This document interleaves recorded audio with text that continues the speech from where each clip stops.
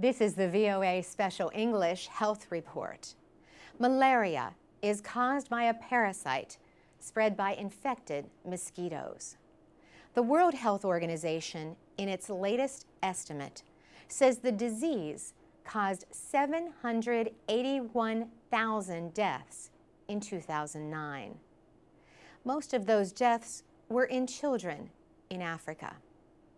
Worldwide, there were 225 million cases of malaria.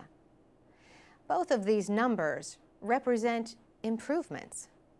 In 2000, there were an estimated 233 million cases of malaria and almost 1 million deaths.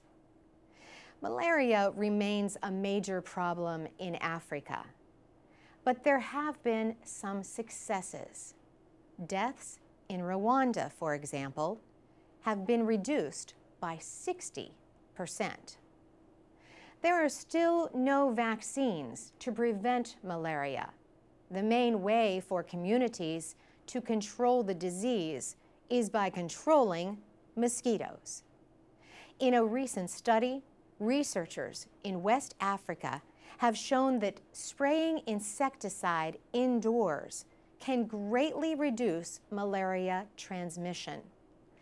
The fight against malaria has two main targets: the parasite itself and the mosquito that carries the parasite.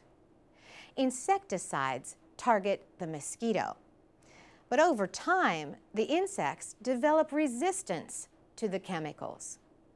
This has been happening with current mosquito killers, including chemicals known as pyrethroids. Gilles-Germain Padeneau and other researchers in Benin tested another insecticide. This one is called bendiocarb. They tested it with indoor spraying at sites throughout Benin.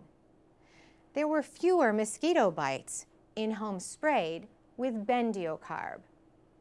More importantly, none of the 350,000 people who lived there got malaria-infected mosquito bites during the test.